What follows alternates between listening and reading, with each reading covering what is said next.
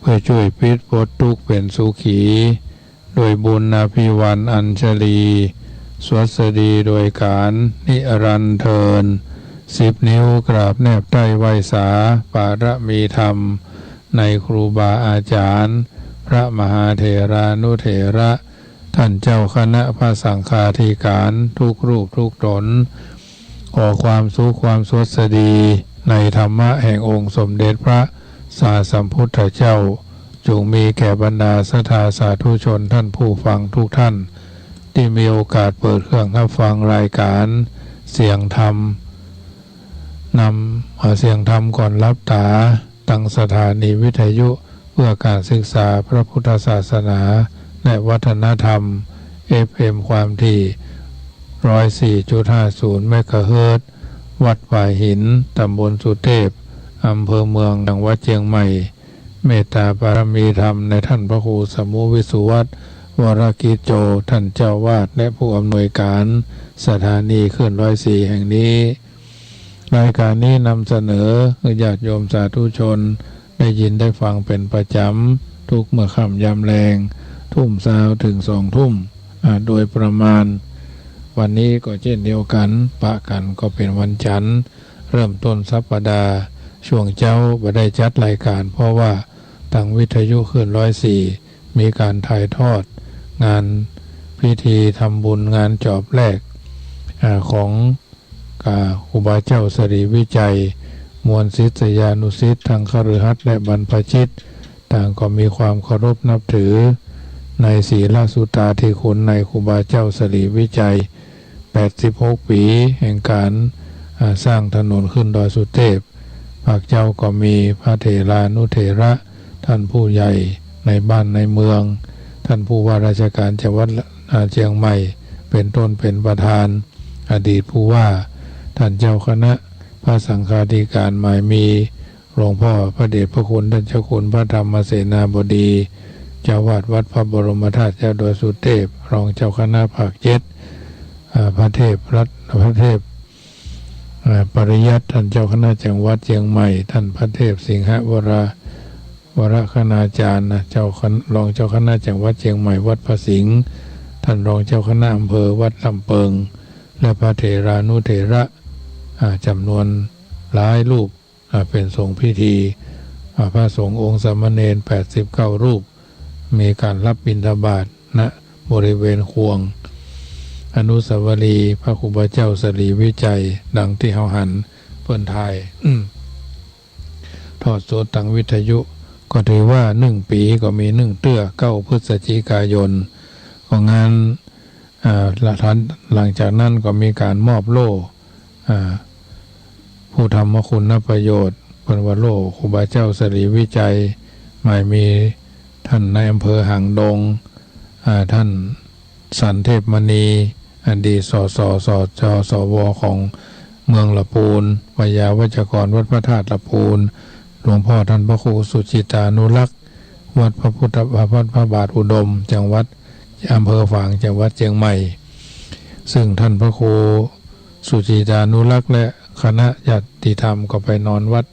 อนจำวัดกันที่อำเภอลี้วันพุธ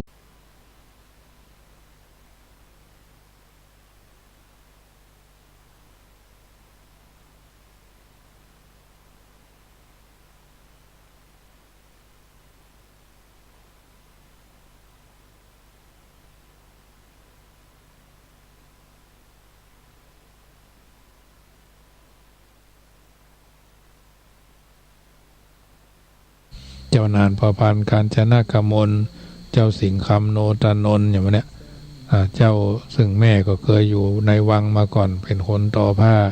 เนี่ยอาศัยสิ่งเหล่านี้ถ้าเรามีความจริงใจที่จะใส่ใจอาตมาภาพถ้าเป็นคนที่บ่สนใจบ่ใส่ใจก็คงจะบ่เก็บเล็กผสมน้อยนะพ่อแม่สาวเขี้ยวเข็นพ่ออุ้ยเขี้ยวเข็นเนาะทูเจ้าอาวาสเขี้ยวเข็นไปดูกับครูบาอาจารย์ก็เขี้ยวเข็นบ่เคยได้รับความสะดวกสบายเท่าที่ควรเพราะว่าเฮามันทุกข์เหลือเพิ่นเฮายังต้องขยันกว่าเพิ่นได้ว่าอยู่เป็นประจำมีน้อยก็กินน้อยนะป่อก็ทำให้ป่อนี่เพิ่นหุมทำกับข้าว โดยใช้หม้อแกงดินนะแม่ก็เหมือนกันหม้อหุงข้าวก็ใช้หม้อแกงหม้อต่อมนะพ่อห่อหม้อต่อมหุงข้าวยัดน้ำเนี่ยแล้วก็มีอันฟันคาเป็นวงเป็นรูปวงกลมวงกลมเนาะเสร็จเรียบร้อยยกหม้อแกงก็เอามาวางไว้เปิดห่อก้อนเศร้าเนาะทำกับข้าวไปนั่งเอาตำน้ำพริกเอาโคกมาเจ้าหอยต้องโดนตำน้ำพริกตลอดน้ำพริกแกงน้ำพริกกะปิน้ำพริกปลาน้ำพริกจีนอย่างนี้นะน้ำพริกมะเขือส้มนี่นะน้ำพริกใส่แกงเอามาแกงนี่เอาก็เลยลูกมาลูกล้างหน้าแปรงฟันแล้วมาตำน้ำพริกนี่เขาก็จะเจอโดนอย่างเงี้ยพี่สาวก็เหมือนกันถึงโดนยิกห่องโดนบิดหูไว้นะเนี่ยอย่างมาพอเพิ่นสุมาเด้อตามีย่ำพอเพิ่นเนี่ยนะเขาก็เลยก่อนนี้เขานี่กิ้วโจรกับมันนะมันนึงขดอะไรเนี่ยงอนเนาะงอนก็บ่ได้ได้โดนแป้นมือทำละโดนแป้นมือตบขาทำละเพิ่นไม่ใช่ตบหน้านะเพิ่นตบขา